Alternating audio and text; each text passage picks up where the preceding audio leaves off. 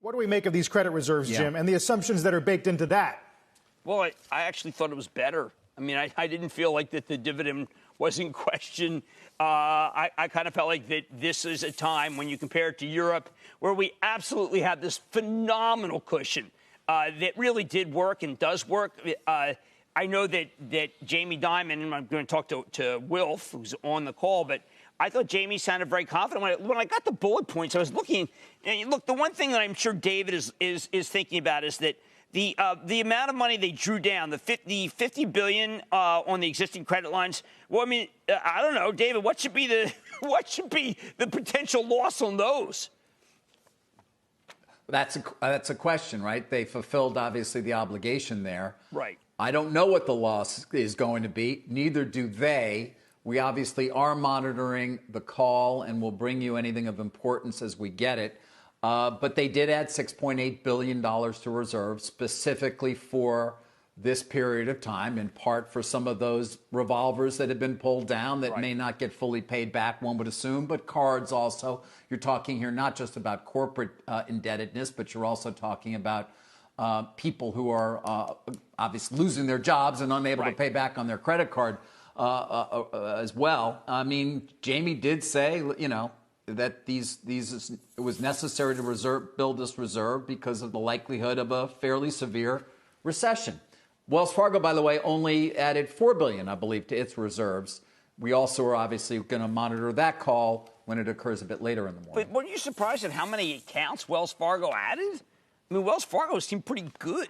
When I went over it, of course, this new CEO, Charlie Scharf, this was a bank that's supposed to be in purgatory. But there they go, adding accounts, good loan growth, year-over-year deposits, $1.3 trillion, up $75 billion, 6%. I mean, I don't know. I mean, for a company that is regarded as a black sheep in banking, they got a lot of deposits. Now, who knows? I mean, everything's changed. And here's a line that I worried about, and maybe Wilf will deal with this later. I'm looking at Wilf. This is the first time I've seen anyone from the network. Hey, good to see you, partner. And it's interesting. What are they excited about? Over 16,000 of their ATMs were open. Whoever thought that would be what we'd be excited about? Open ATMs. Yeah. Assets under management, the vast majority of ATMs operational. And Jim, if we get a sense that the reserve building is done in Q2, that's going to have major implications for how people view not just these stocks, but the trajectory of the economy overall this year. Yeah, well, look, some people I'm beginning to think that I'm living in the wrong area. Here's some clown that says Cramer's very afraid. Oh, give me a break. What am I afraid of? You're going to work every single day. I'm afraid. You're not that afraid. I mean, I come here. I came back from the Super Bowl. Yeah, I was afraid. I had this idea. I said, there's this pandemic coming. I don't care that nobody's dead. This thing is going to devastate our country. So I was afraid then, clown.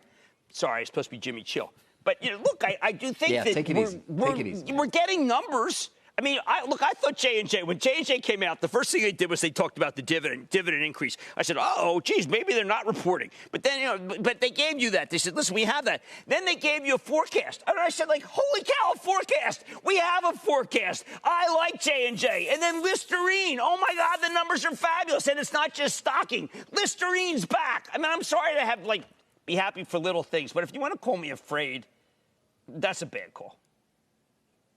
That's a bad call. On the JPM reserve, though, Carl, the question is, of course, what we're going to see for this quarter, and whether or not that $6.8 billion, to your point, is actually to take care of what they believe will occur, or is simply going to be incremental and they're going to add a lot more. And we don't know. We may get a little bit more color on the call in terms of what specifically they're seeing in terms of the trends for the first 14 days of this month. Right. That's what you need to know. That's what you need to know.